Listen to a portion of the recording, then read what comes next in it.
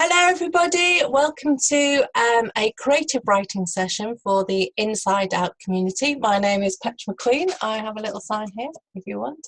And with me today as a helper, because this is all new to me, is Abby Boone, my stepdaughter. Come and say hello, Abby. Hello.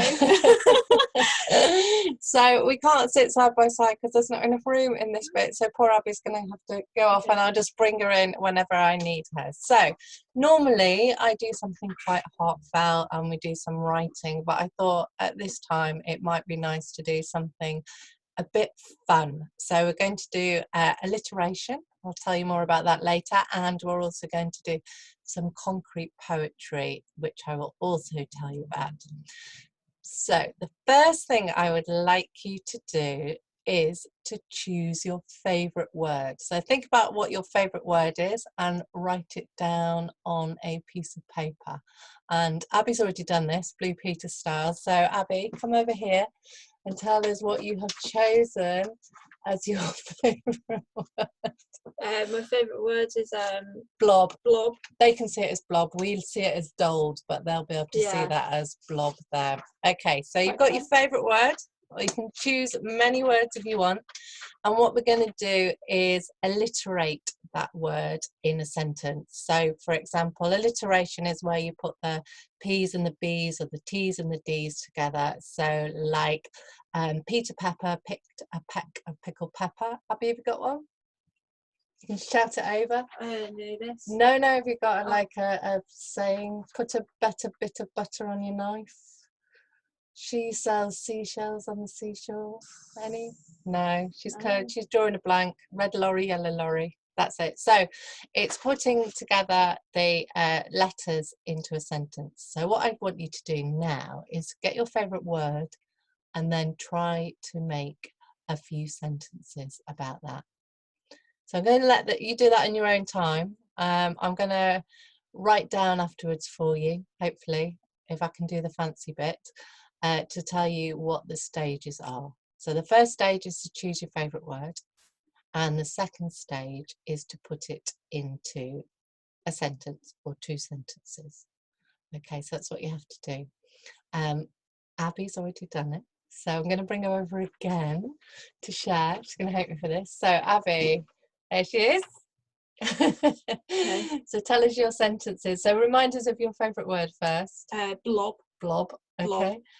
Blob. My sentences are being a big, broad blob brought Bob to blubbering breathlessly, but Bob began to become a believer beyond belief in his bodacious body, brought about by brilliant books by barely brainy bigwigs. Hey, fantastic. So that's Abby doing it. So while you think of yours, I'm going to tell you a little bit more about alliteration, which I probably should have done first, but never mind. So alliteration has been used to stick things in our brains. So that's why they use it for slogans. That's why in the olden days, a long time ago, it was used instead of rhyme in poetry. So we have the Anglo-Saxon poem Beowulf, written in the 8th century, and they used the alliteration instead of a rhyming scheme. So I'm going to read you a little bit now. I do have it pinned above my computer because I don't actually know it. So here it is. He was 4 times a father, this fighter prince. One by one they entered the world. Herogar, Hrothgar, the good Halgar, and a daughter I have heard, who was once Anella's queen, a balm in bed to the battle-scarred Swede. So there you can see, alliteration to remember. So by now, or later, you will have sentences. So we've got Abby's sentences she's done. And what we're going to do now with those sentences is create a bit of concrete poetry. So I've done this with some of you before, but concrete poetry is where you make a shape that talks about the poem. I've got some examples for you, and before we bring up Abby's bit, so bear with me. I'm going to bring up some examples. In a minute on your screen, you should be able to see. Now, this is just a Google search, but we can see examples here. So we've got a poem about a fox and it's going around. We've got a love heart here. I've got aeroplanes here, snowman. So if I bring up the fox, we should be able to see that soon if my computer's working.